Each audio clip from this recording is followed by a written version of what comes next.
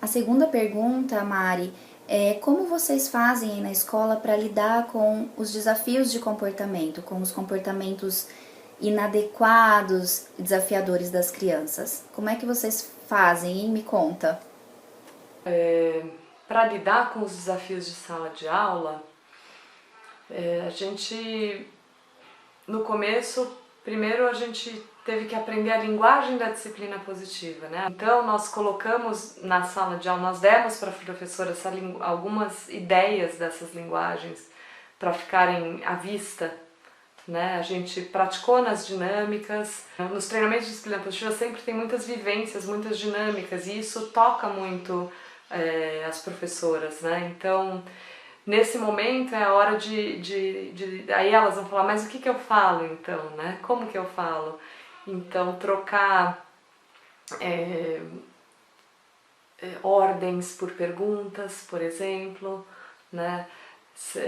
Deixar essas frases à mão, fazer elas praticarem na reunião, um fingindo que é a criança, então o que eu vou falar agora, o que ele fez, fazendo elas trazerem as questões da sala de aula para o grupo inteiro tentar ajudar.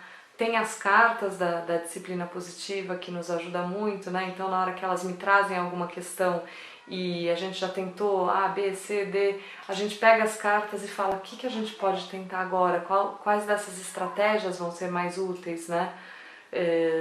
Num momento mais individual, eu com aquela professora ou com uma criança mais desafiadora. É uma aprendizagem diária. A gente acabou criando um protocolo, né, um passo a passo, e o primeiro passo é tentar desviar a atenção. Então aquela criança que está tentando chamar a atenção por algum motivo, né, que toda criança mal comportada é uma criança desencorajada, e a gente tentar descobrir o que está lá embaixo do iceberg, não é fácil, né? Porque tem muitos elementos e a gente só vê a pontinha do iceberg. Então a gente tem que chamar a família, tentar entender, etc.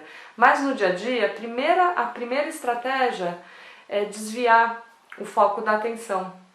Então uma das estratégias que a gente usa muito lá na escola é aquela criança, a gente vê que ela está começando a querer fazer alguma coisa para chamar atenção, tá partindo para cima do amigo, a gente já reconhece alguns sinais, né, de que não vai dar certo.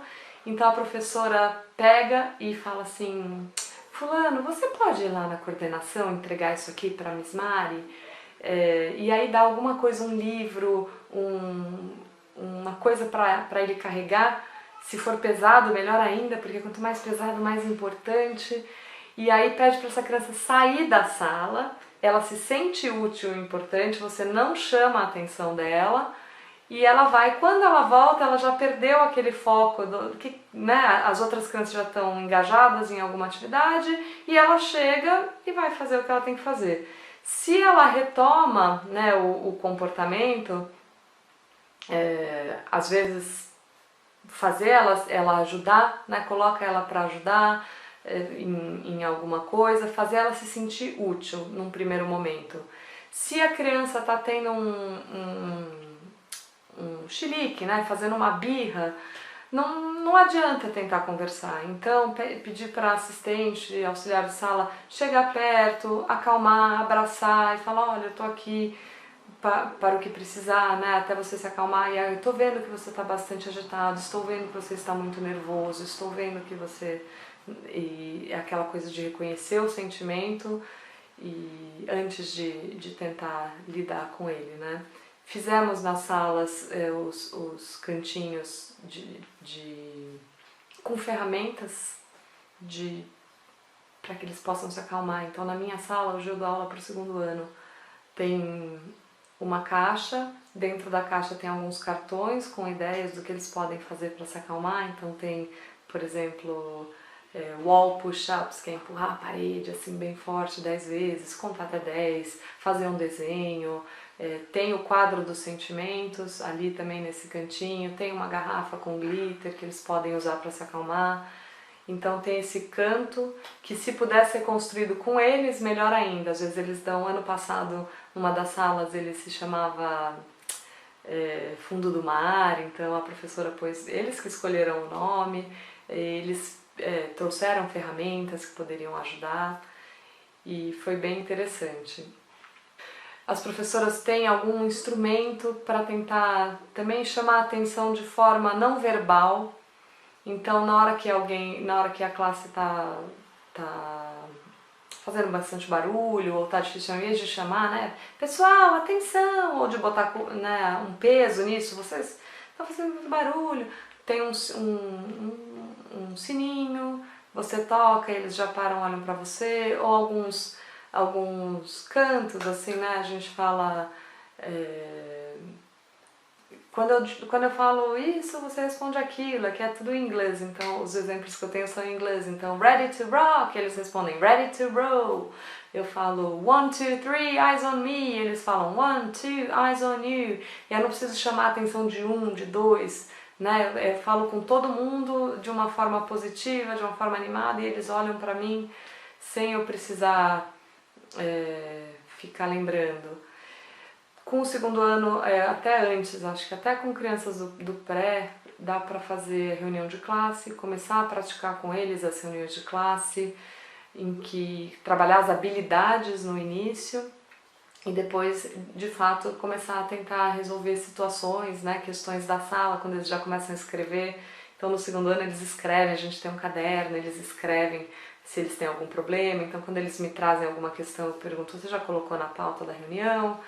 A gente pode discutir isso, te ajudaria se a gente discutisse isso numa reunião de sala, e eles ficam satisfeitos de participar disso, dessa decisão. Mas o que a gente levou mais tempo praticando foi a questão do elogio.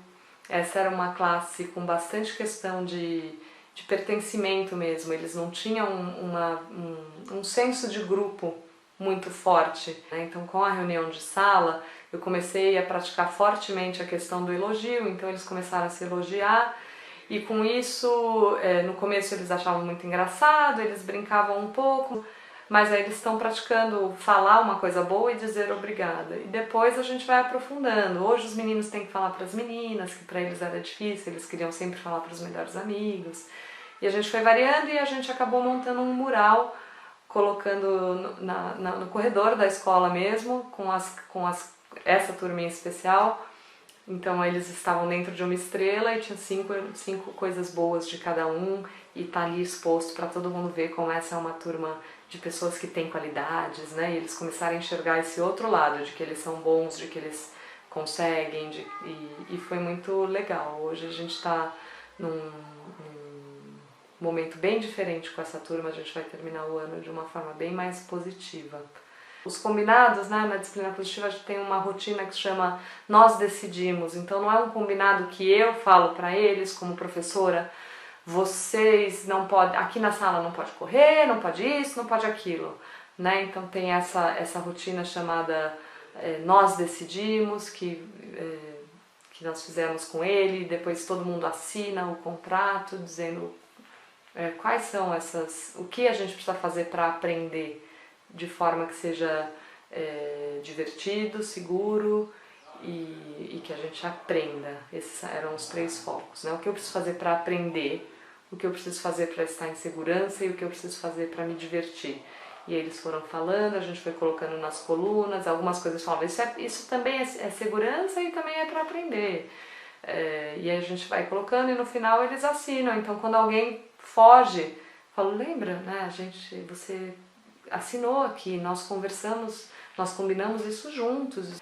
É bem interessante, é bem difícil no começo mesmo, mudar esse foco e agir de forma respeitosa e gentil, porém firme, né? Lembrando que no começo a gente pecou muito com a firmeza.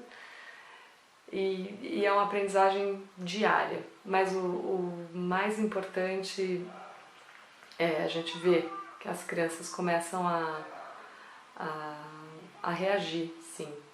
Teve esse momento de transição que foi difícil, mas depois elas reagem e entendem, e elas começam a ser mais gentis com elas mesmas, elas começam a reproduzir algumas das coisas que a gente fala.